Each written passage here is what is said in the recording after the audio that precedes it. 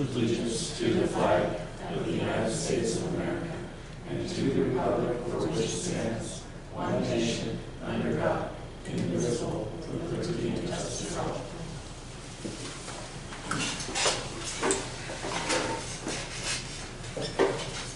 First order of business is to adopt tonight's agenda, and I don't believe there are any changes to the agenda. I move to adopt tonight's agenda. I'll second it. It's been moved and seconded that we adopt the agenda. All those in favor say aye. Aye. Opposed? Motion carried. The next item of business is a guest presentation from the Murray Group.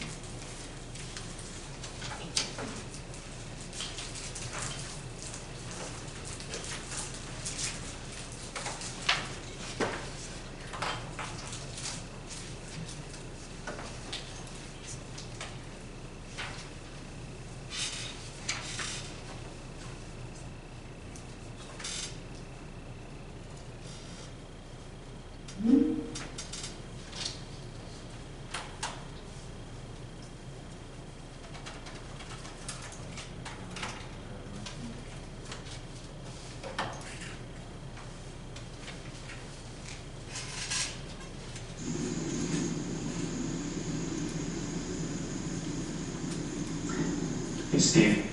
Hi, how are you guys? Yeah. Okay, so I don't have you on our webcam up there by the TV. So what I'm going to do is I'm just going to turn my computer around so you can see our board, so you can see a little bit. Might make it a little bit easier.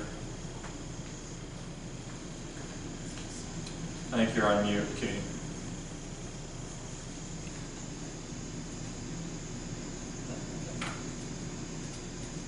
Okay. Thank you, Steve. Yeah.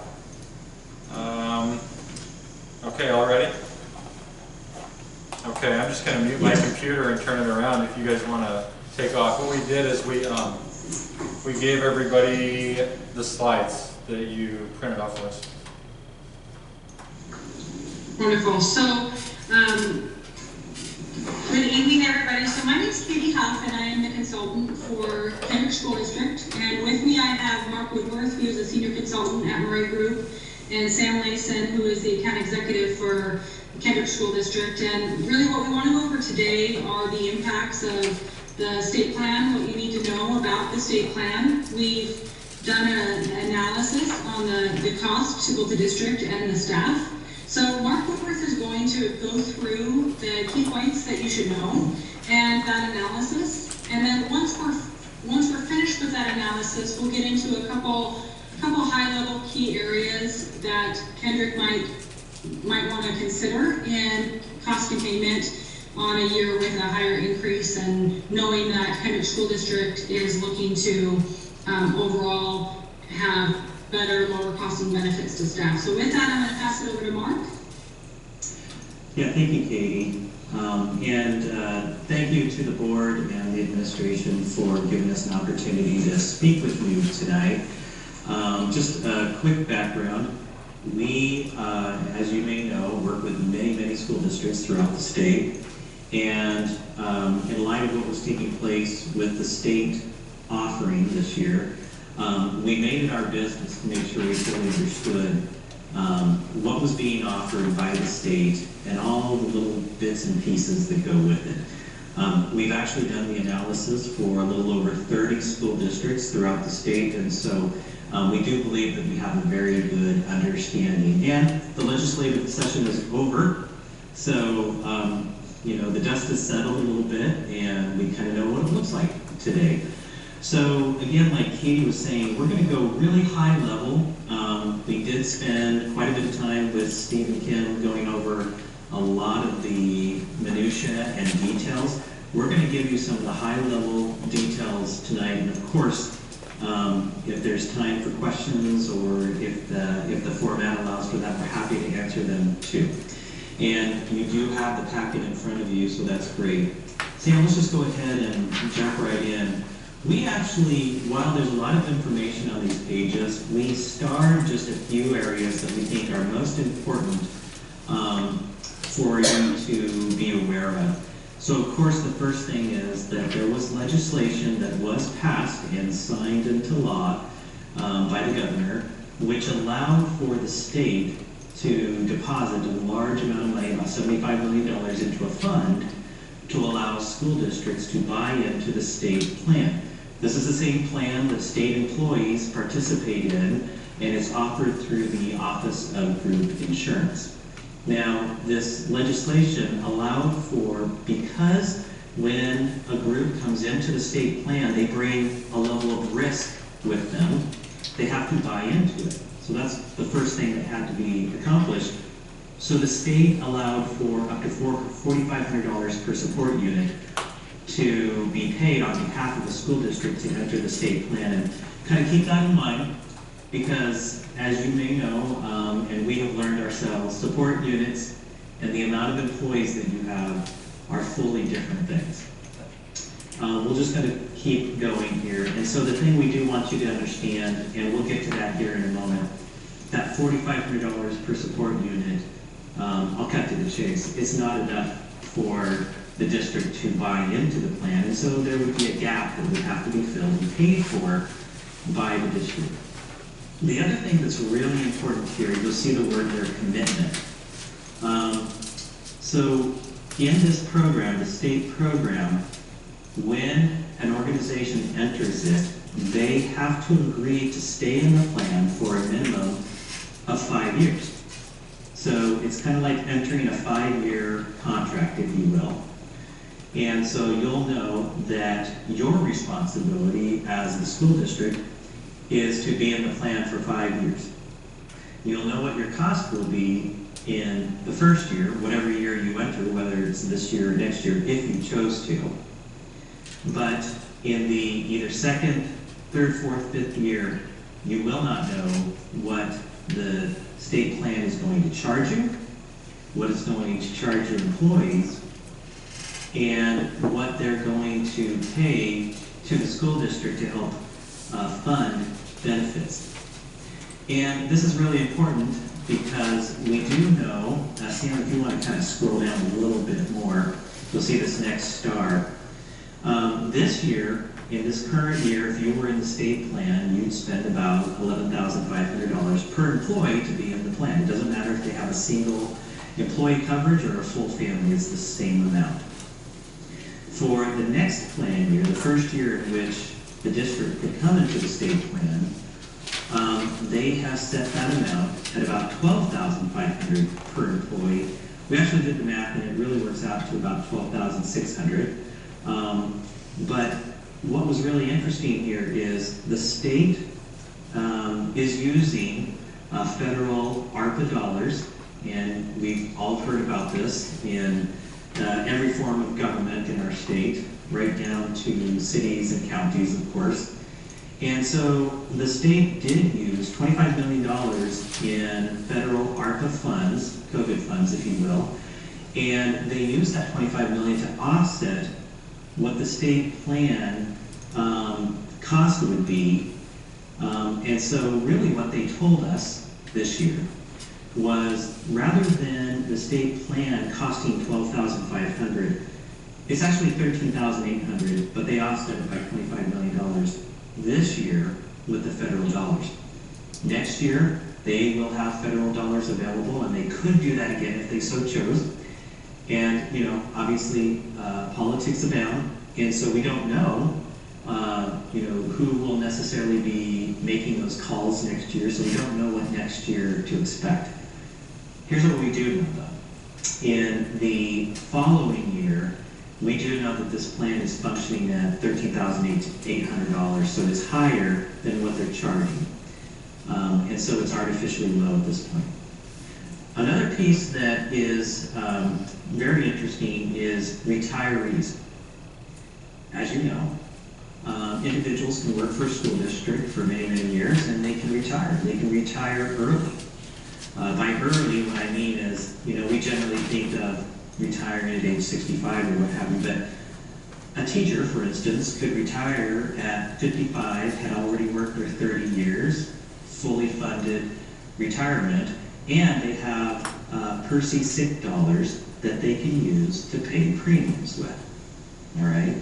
Now, with the state plan, they have to meet certain eligibility requirements to even be eligible to be in the state plan as an under 65 retiree, so a non-Medicare age.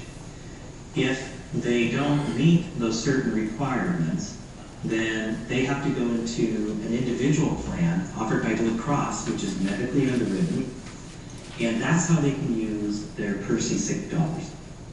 So currently, when a school district employee retires, even early, before age 65, they just stay on the active plan, the same plan that you offer your active employees, pay their premium, whether it's directly from their own pocketbook or through their PERSI sick dollars, or at least the PERSI sick dollars until they run out, and then they just pay directly themselves. So what we do know with the state plan is, for many, that would change. And one thing we do also know is there is a law on the books in the state of Idaho statute that says that a school district must offer the same program at the same rates to those under 65 retirees. So this is one of those things where what was done legislatively this year doesn't fully match up with what you as a school district are required to offer to your under 65 retirees. At the same time, the state was behind all of this, and so I don't think I could be so bold as to say if a school district goes into the state plan that they would be breaking the law that would be enforced against them. But we do know that the statute would not be supported. So just, again, something to just kind of keep in mind as we're looking at the state plan. And we'll keep going now. And we'll just keep on going. So this gets us to the financial side of things. Now I'm going to tell you right up front, again, we've done this analysis for many school districts, and every school district is different. Yours is as well.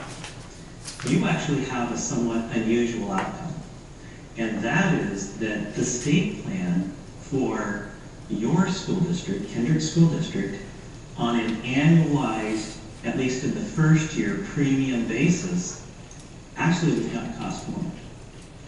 I would say all but one other school district than yourselves that we've looked at, it would be considerably more to function or to participate in the state plan. So why would that be? You have high rates, that's why. And so where some districts might be only spending $8,000 or $9,000 per year for benefits for an employee, yours is higher. And that's why yours is as high as the state plan, which again is highly unusual. So that's box number one. You can see that you'd actually needed the plus about $20,000. And then that would be for the prior year, and then come this next year, it would actually be a little bit more savings. Box number three, box number two is for your employee, I apologize. And so that was the other thing that, if you've been following what's been talked about in the news and the sound bites, I know our governor was saying, we want to put more money in the pockets of teachers. And so that box number two kind of represents that. And by that, what I mean is, for an employee who has, say, a family on the plan, their premium cost would be less to be covered on the state plan than it would be through your program. So you actually do see here where your employees would save money from a premium standpoint. Box number three is that buy-in, that one-time buy-in. What I was talking about, the state has set aside up to $4,500 per support unit for your district to buy in. It would be actually about $126,000 to get into the plan. They would provide about $80,000 worth, and so that would be a cost in the first year. So this is just a one-time to buy in. It would cost you, the district, an additional $46,000 approximately to go into the plan. So then when you look at the boxes below that, you'll see that the bottom net line there where it's in green, between saving a little bit to be in the state plan, the employees saving some out of their pocket as well, but also it costing to buy into the plan, you'd still be ahead in the first year by about $32,000. Box number 4 shows what your funding will look like in this next school year. And so currently, you can see that the per support unit allocation for benefits is $13,316 at your support units of 17.86 to 137, almost $238,000. The new amount will be $19,698 per support unit, which actually equals $351,000, to the tune of about $114,000 in additional funding that you should see in the next school year to help pay for benefits. So this actually represents what the governor had also said, which was we want to get more funding to school districts, but we're not going to force them to go into the state plan. We give them an option. So whether you're in the state plan or not, you'll see about $114,000 in additional allocation for health insurance. And then that will be for however you choose to use it. They were trying to pass a rule that said you'd have to spend 90% of that total proposed allocation for health insurance dollar amount. That did not make it out of committee. So at least for this next year, that wouldn't be an issue. You still get to decide. And so this is kind of the, again, this is a high-level financial segment, and that's for just the first year. Of course, keep in mind what I was saying, and that is they have artificially lowered the cost for a school district to participate in this next year. In fact, over on the left-hand side, you'll see there towards the bottom it says proposed state PEP-wide cost, $12,500. But what the actual cost is without the ARPA additional funding is $13,800. So we do believe, because money is money, and my dad always said it doesn't grow on trees, right? At some point, those who participate in the state plan will have to pay whatever the price or the cost is to participate in the state plan. And what they have stated to us is, as of their new fiscal year 23, which starts July this year, the plan actually is functioning at $13,800, not the $12,500. So just keep that in mind, as you also keep in mind that a district has to make a 5-year commitment to be in this plan. So no matter what the costs are, no matter what the funding is going to be, you'll be in it for 5 years. And I will tell you that for the most part, as we met with many, many school districts, that is something that is very concerning. And it may or may not be to you, but that is what we've heard. And so that's kind of what the state plan looks like. And so, again, you're in a somewhat unusual situation, which is the state plan isn't that much more costly for you to go into, at least in the first year. I'm not saying the second or third year. I do think it will be considerably more. But for the first year, it's not. And so, and of course, you do participate in a trust plan that was built for school districts. It handles retirees. They can use their PERC dollars. But we also know that this trust plan had a tough year, and there's a 9.8% rate increase. And so that's just going to make your rates higher, right? And so Katie has been looking at options to help the district not have to pay so much. So Katie's going to take it from here. Thank you, Mark. And so, Sam, if we want to go to the next screen. So Kendrick School District and all school districts You are in a unique position where your premiums are higher than most, and that's a real obstacle for you with your staff and anybody participating in the plan. And it's easy to maybe think that there are two options, the trust or the state plan. But in reality, there's 4 options. And we've been working with Kendrick and administration to talk through and work through what some of those might look like. And as we get in there, the 4 options, or the 4 key options, are staying in the trust plan as you are today, which we know is unsustainable with increases. There are the options to look at matrix plans within the trust, so you can update plan design and change things in the trust. You currently have a buy-down plan that is offered to the staff, and we've analyzed that buy-down plan with the district and have found that it is overfunded by not a little, but by a lot. So there is an opportunity to look at that buy-down fund and help with solutions. And that buy-down fund can help with solutions in the trust, or the third option, which is looking at leaving the trust and going to more of a private plan. Kendrick School District is below 50 enrolled employees, so a private plan is a small group plan, which we'll get into some more details here in a minute, but that private plan option or the option with the ISBT, both of those give you the ability to pull levers and look at creative solutions with the buy-down. So I want to state that.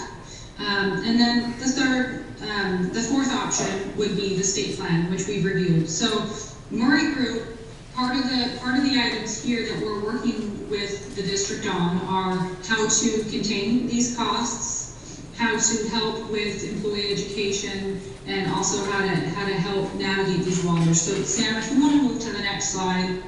This is a very high level. I'm not going to get into all of the details of this. We have presented this on a high level to Steve and administration, but this slide is illustrating small group rates on the more of the private market. So purchasing a plan from Blue Cross of Idaho, Regents, and there's another carrier, Pacific Source, that's not on this sheet because it's a little bit in the middle in premium savings. So this option is something that is a very real possibility for Kendrick School District to consider.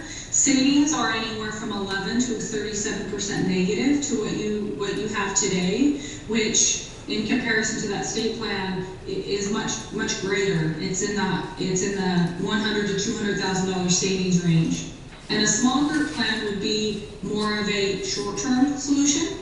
It would be a solution to look at going into one to 2 years, and then looking at reapplying to go back into the trust to reset your rates. The trust on a 7-year average since going self-funded, while this year's 9.8 increase is high, much higher than we've seen, the trust has still performed over 7 years with a 5.6 renewal average, which is much more stable than what we've seen even in the state plan and the private exchange. So these small group options, we'll continue to work with the district to understand them because there are some important details in them.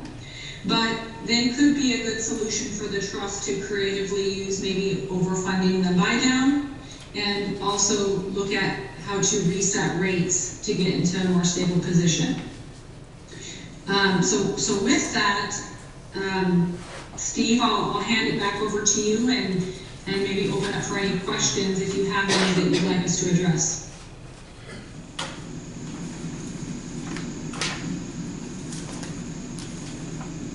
Anybody have any questions? Weren't they answer my question about the roads?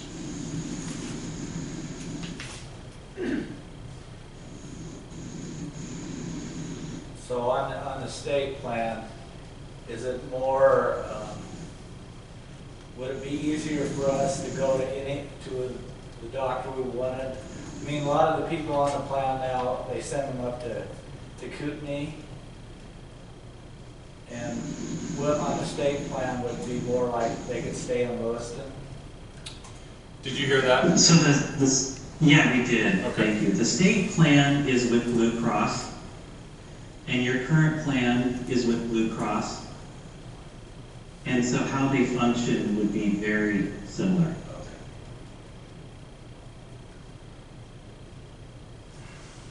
And to elaborate on that one step further, the state plan and the individual plan options, they're all working on the Blue Cross network, so those accesses to care are going to be very similar.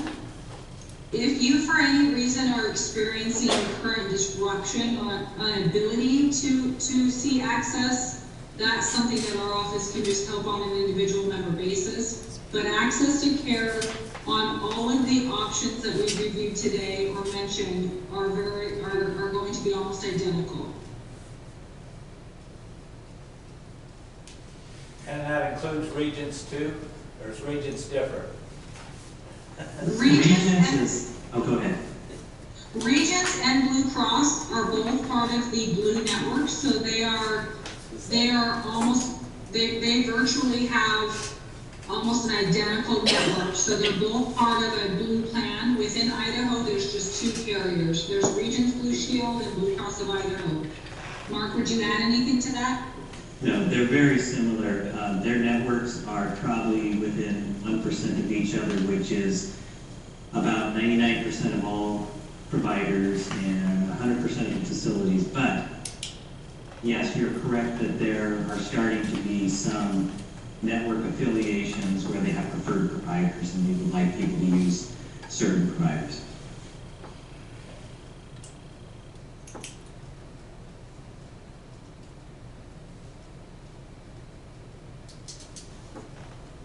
Other questions?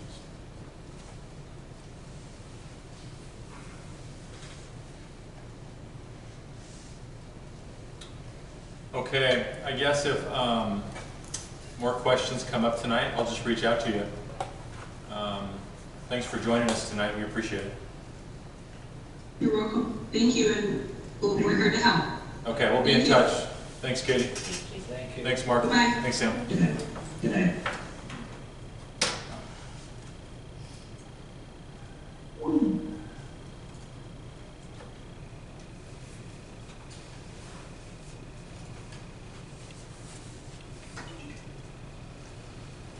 Okay, moving on to the action items. The first action item is to approve the consent agenda, which has the meetings of the March meeting, payment of the bills, classified personnel actions listed, and the budget hearing dates set. So I'll let you guys look through the bills if you have any questions.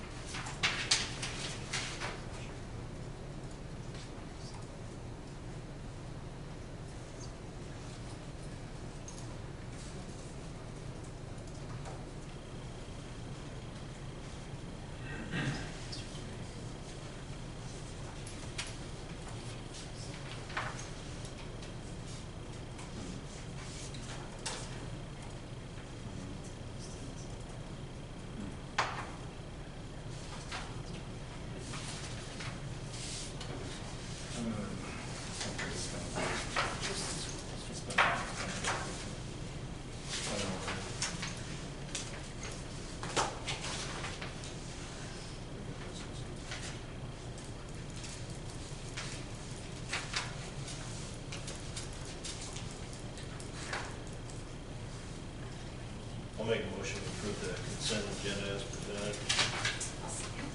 It's been moved and seconded that we approve tonight's consent agenda. All those in favor say aye. Aye. Opposed, motion carried. No patrons, no patron input. Information reports, let's start out with Kim. Okay, so the report's in front of you. I've been receiving federal funds in the beginning of April, so like child nutrition actually only has a negative 2,000 in it right now. So you'll see that reflected next month at the meeting. I've been working on the budget. Been working on negotiations numbers. Steve and I attended the 2022 Legislative Roadshow today. It was a lot of information. They talked about the legislation, rules and updates. We heard about certification standards. The federal program director was there to fill us in on new things as well. They talked a little bit about the group insurance. And then Julie Oberly talked about the school finance. So we know what to expect and what reports are out to start the budget and that kind of thing. Oh, and then they also have a transportation workshop this summer for new bus drivers coming in because we have a shortage of bus drivers, so they're trying to get people in and do a training for them. So I guess that's all I really have.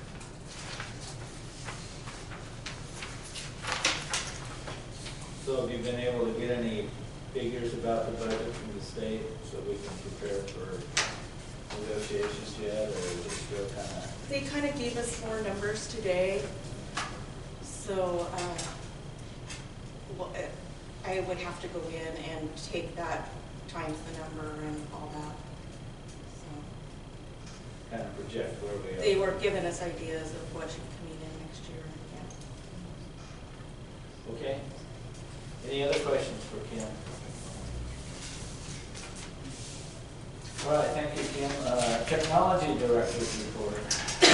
We got our devices in, and we've started the project, so that amongst all the other stuff we have to do, so that's rolling forward. It's a massive undertaking, so we're taking it slow and in chunks, so that's what we got going on right now. It's taking the bulk of my time. So. Any questions, concerns? Perfect, short and sweet this month. Thank you. Any questions for Dan? All right. Principals report. Julietta. All right, enrollment's still steady. Still the same, nothing new there. Discipline, put that in this month because I actually have had some lately. And our attendance is holding strong, 95.5%, which is better. We have just started, we started ISATs last week and we finished today with our math. So last week was ELA and this week was math, and we just have a few stragglers to test. So excited about that. We'll test our IRI kids first part of May.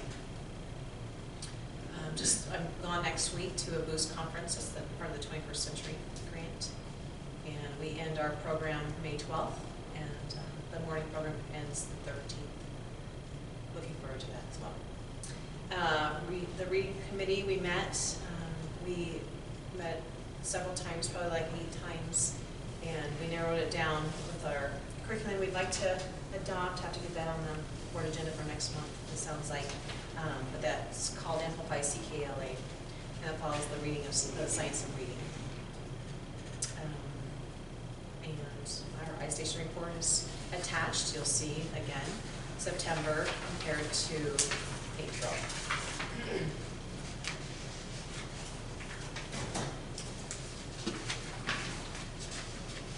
That's all I have. Any questions? I think the ladies at the grade school did a really good job. They did a lot of research. I hope you guys will be complimented on that job. Thank you. We did.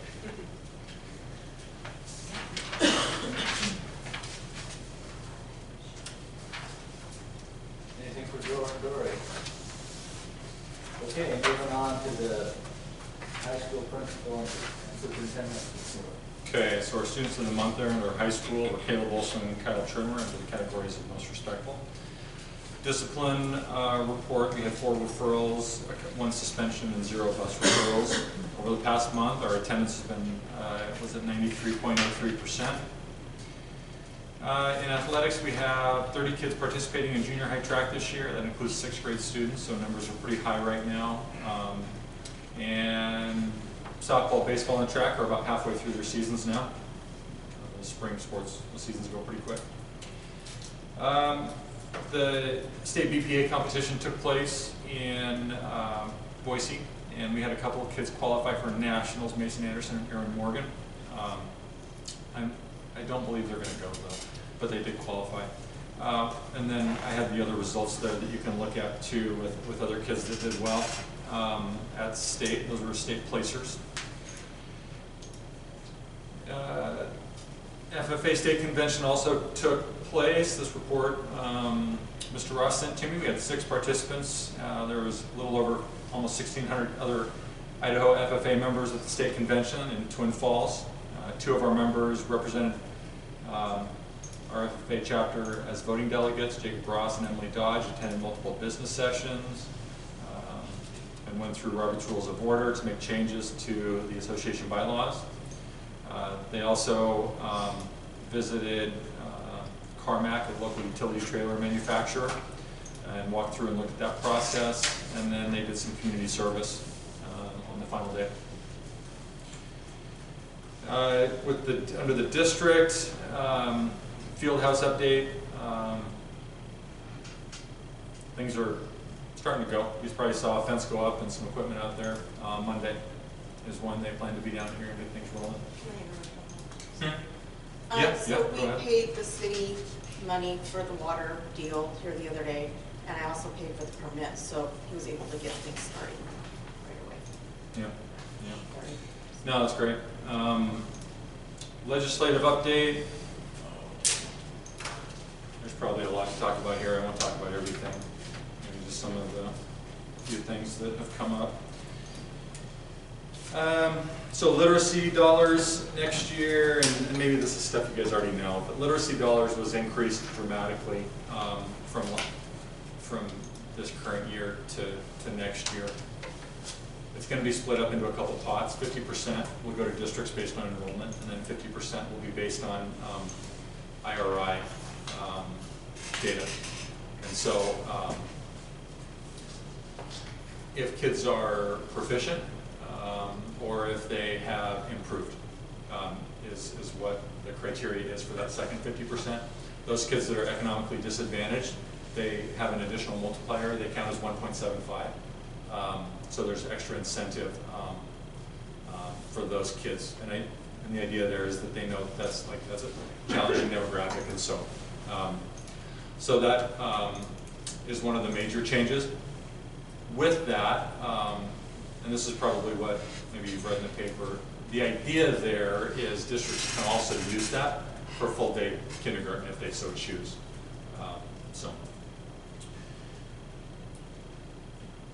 Leadership premiums, I think we've talked about this, but that was removed for next year. That will be paid out this year though. It's in place this year. Let's see, there is a dyslexia bill that went through that requires various levels of training for staff to recognize the challenges associated with dyslexia. There's training that's going to be required. There's credits that are going to be required by staff. So, and it's different for elementary versus secondary as far as timelines go. There's more front-loaded for elementary, and then secondary staff have a little bit more time to do some of those things. So that's that. Any questions about any of these things? I'm flying through them, but. How many students do we have that suffer from dyslexia? It's a good question. I think we need to have an identifier. We've never screened for it before. No, I don't imagine. Right. So So they'd have to do that first.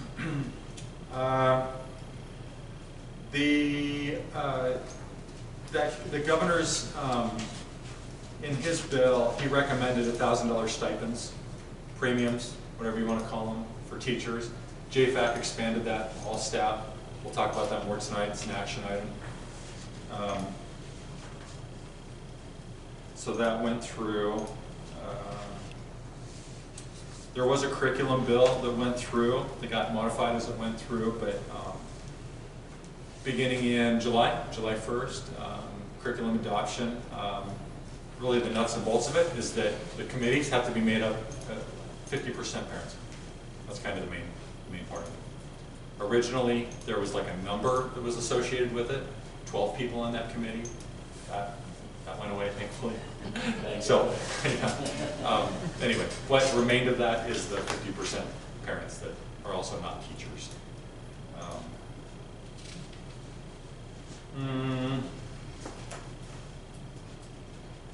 I don't know. I guess those are the main ones. Any questions about any of those? Okay. There's lots that we could have talked about there. Math update. So our curriculum committee reviewed math, curriculum, and you may have seen this on the agenda tonight. We are recommending Reveal Math by McGraw-Hill. So this one is geometry. We got one of these for every class. So we're looking at 7 through 11 is what typically comes in those. Those come with 2 workbooks for students that the company sends out annually. The quote that we requested was for 30 of them for every class. So it's something that the kids have that's tangible. They can take it home, they can go through it with parents, and they take ownership of it. At least that's the idea, right? You guys can take a look at that.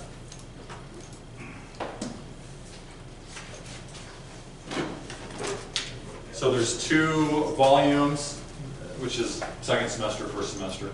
Same thing with the teacher edition, which is included. I'll just pass around the first volume. So with this, there's of course an online component. So basically everything is offered online as well. There's also, I don't need to pass that around. So the online component is essentially all of that. Plus there's other things that are available, things like videos, short little intro videos to like make connections with the lesson to something that the kids are familiar with, like real world things. This curriculum, as with all of the curriculums we looked at, and Don was there too, like every curriculum we looked at had like all high ratings on edreports.org. So like whatever we picked, we weren't going to go wrong necessarily. It's just about implementing it with fidelity and doing it, consistently with classes. So a lot of it just came down to what most of us were most comfortable with looking and what kind of engaged us really. And so there was about 3 or 4 that we looked at pretty closely.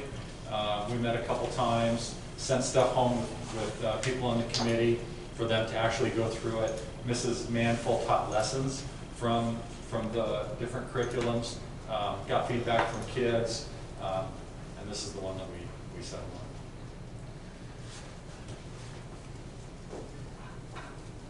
I'm trying to think if there's anything I'm missing. There probably is, but is there any questions? Something she could also manage. She teaches 6 periods of math, so that was something that she could also grade.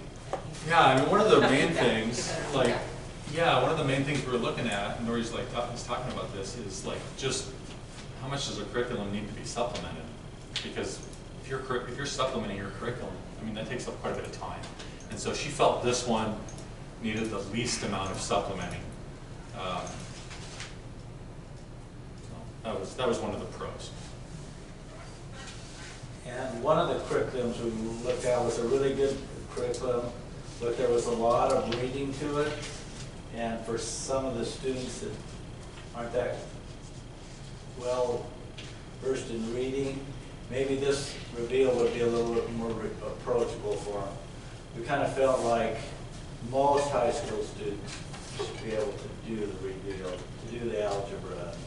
So I'm hoping that's how it works out. What else? Yeah, you know, I mean, when you look at like the math curriculums, there are certain traits that all of the new curriculums have. And really what that comes down to is just getting deeper into the number sense and really understanding and causing the kids and having the kids think more critically about why the numbers are doing what they're doing. So you see less just rote memorization and more, deeper problem solving involved. And yeah, and you really see that with, Kendall Hunt's illustrative math, which is what we use at the elementary. This has features of the same thing. It just has a little bit more probably practice involved, which is something that we were looking forward to. But yeah. Yeah, that was one question I had, because I think our curriculums were so different between the two schools that sometimes our sixth graders coming into the junior high and high school were kids that maybe were scoring well at math at JES were struggling with math here, and I just think this was two very different curriculums. So just making sure that what we're doing K through 6 works well with this, or vice versa, I mean, however you want to look at it. So. Well, we have our curriculum first, so that's doesn't matter to me, as long as it shouldn't be a big jump for a 6th grader to a 7th grader with a parent still trying to understand the way the math is taught. That's one of the things that we looked at, like, because I mean you see this like online a lot, like parents talking about not being able to help their kids with math, and that's a big one, I think, and I think that's one of the appeals of having like that workbook and having like something physical for kids to take home and have, and helping parents be able to work through stuff with them. We have an issue in our district because we have one teacher, right? And if she assigns a lot of homework to 6 classes, that's not going to work. So she has to have materials where she can, kind of work around it. Still get, the practice in, but not have a lot of grading for her to do. when ours does align with Reveal, illustrative math does, and Kelly does like that. She said that she might go, because it goes down a little bit deeper, and so she thought maybe she would bring it in like maybe a Friday or something and have them, but it's teacher intensive. So. I spent about an hour or two looking at the new math standards that the state adopted, and it says that they're supposed to be simplified, the number reduced, and they're supposed to be plainer English or simpler to understand. So I'm assuming from that there won't be a lot of changes that need to be made in the curriculum. I mean, we teach curriculum, we don't teach standards. We just got to go with something. Yeah, I think this will be safe for a long time. When we get to that action item, it's really a six-year window is what we look at there. That's what the quote is for, and that's that every fall we'll have received a new shipment of workbooks for every class, and that gives us 6 years of online access for our kids and our staff.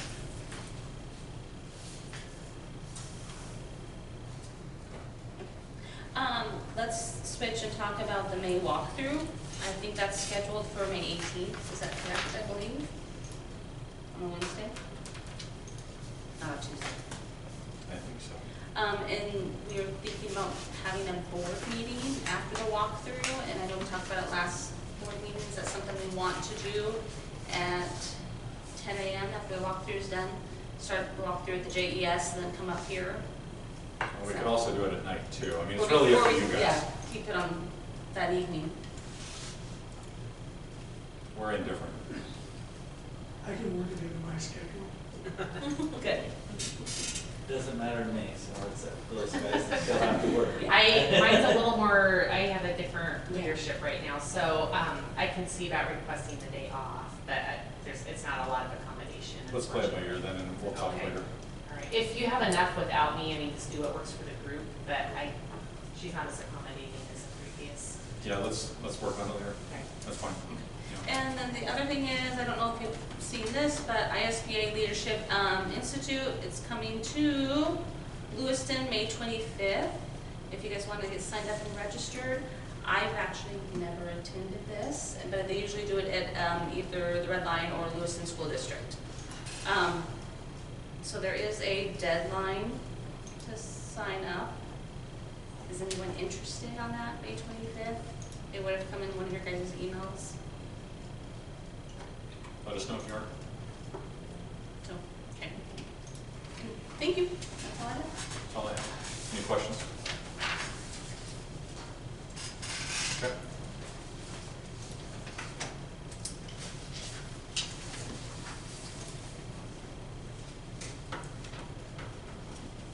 Okay, are there any trustee reports?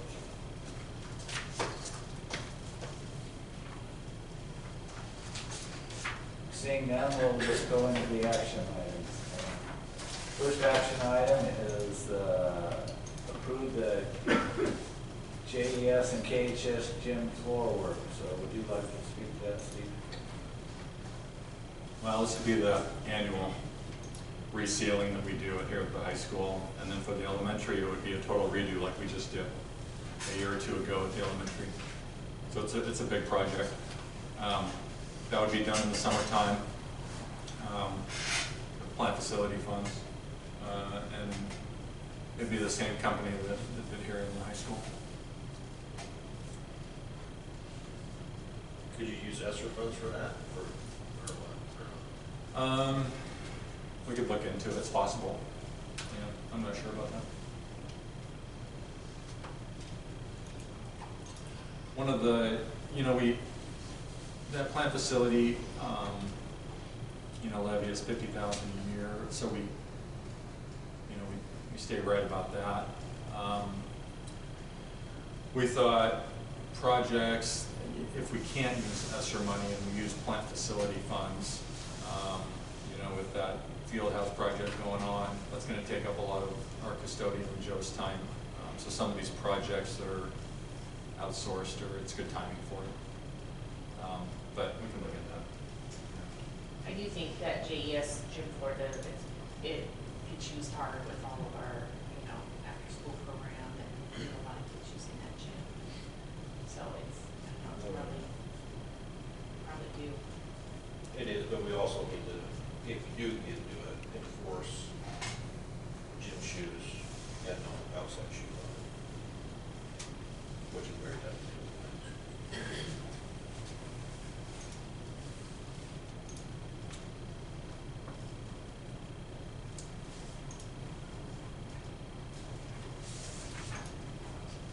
But I'll make a motion to approve the JS and KHS gym floor work.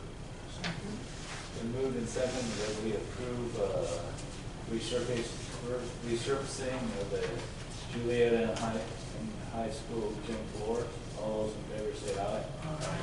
Opposed, motion carried. Next item is approved payment of staff stipends.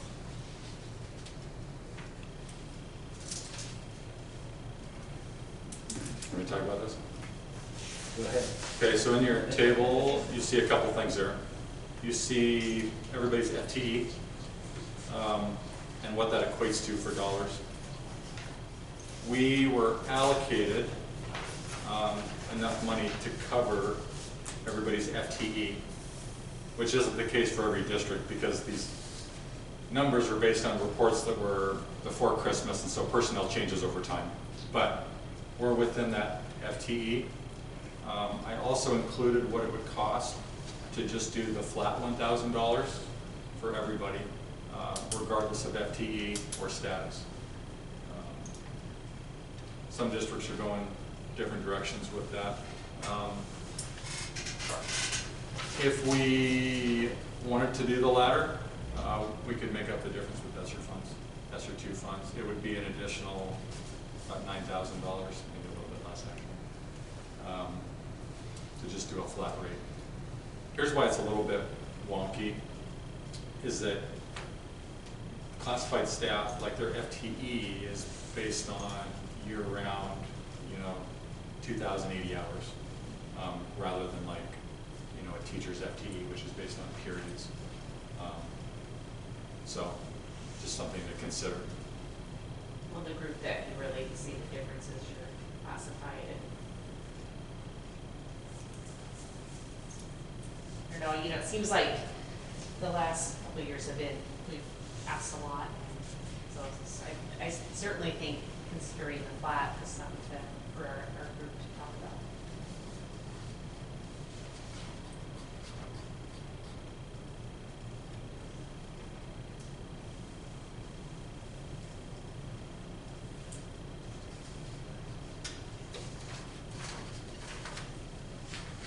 I'll make a motion to approve the payment of staff stipends to all employees.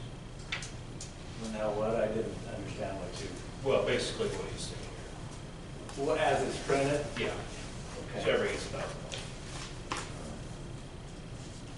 So as it's printed, Correct. is there a second to Chad's motion? I'll second. It's been moved and seconded. We pay stipends to the teachers and staff as listed in the attachment. All those in favor say aye. Aye. Opposed, motion carried unanimously.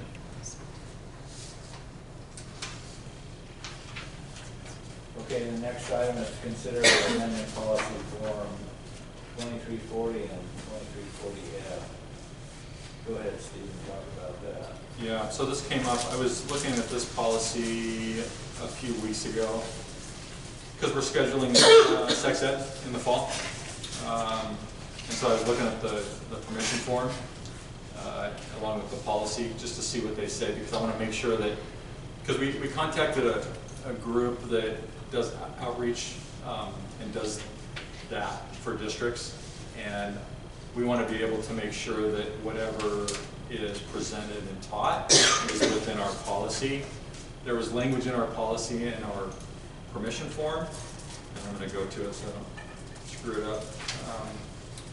And I've highlighted it in your packets, so in the policy it's on the final page and it's in yellow. It says this does not preclude giving impartial viewpoints on both sides of issues such as the right to an abortion or on the use of birth control methods. And I thought that the language related to an abortion was kind of would be a red flag for people, and it's not part of the program anyway. So I thought we might want to consider just removing that, so it doesn't cause alarm where none is necessarily due. But that's up to you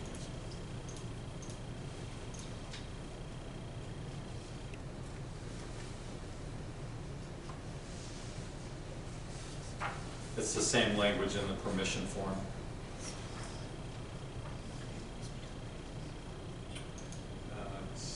So we can amend this policy and we don't have to have another reading of it? No. It's good practice to have 2 readings, but we've done it before where we haven't.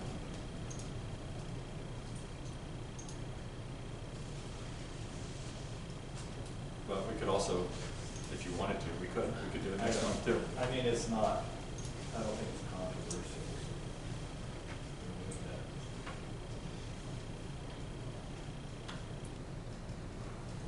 But if you also wanted to keep it, we could keep it too.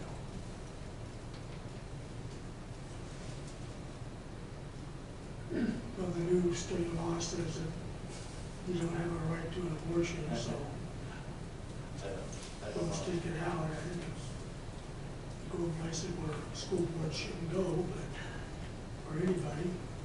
But that's my opinion.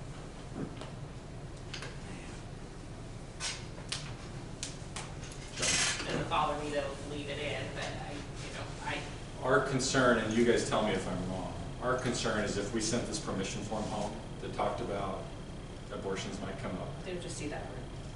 we were worried that that would create a big audience right over here. That was I my don't think it concern. would be a big audience, but I think there would be a handful. But I think no If I'm matter wrong, what, leave it. I, You know.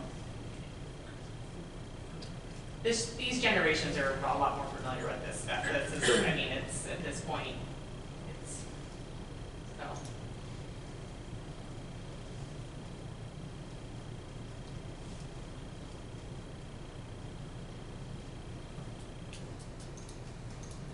So we can either table it, we can take no action, or we can amend it. Table it, think about it a little bit.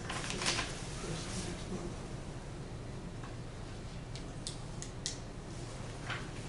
So you can make that a motion. I'll make a motion. I'll second it. It's been moved and seconded that we table this action item. All those in favor say aye. Aye. Opposed, motion carried.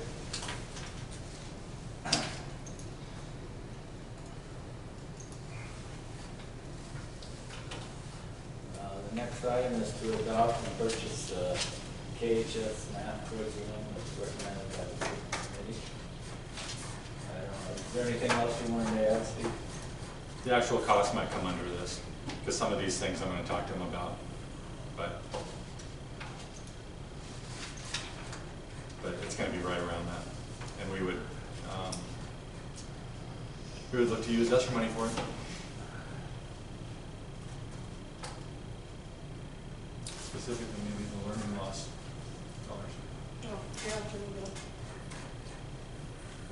We didn't really talk about costs in the committee. One reason is, I mean, we're spending so much money to do everything else just to get in here and curriculum costs and not that much.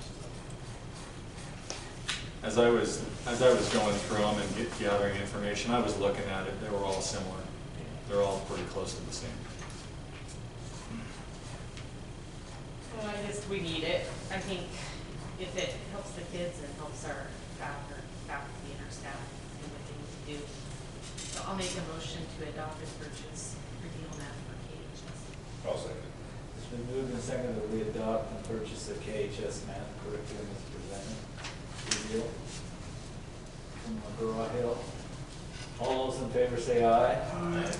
Opposed, motion carried unanimously. Okay, the next action item is to declare a trustee vacancy in zone 4.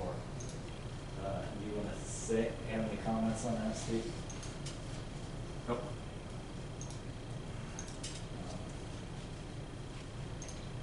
Mark's moved out of the district, so I guess we just need a motion to declare a trustee vacancy in zone 4. And it's been, since when you came on the board, that we've had one of these. Mhm.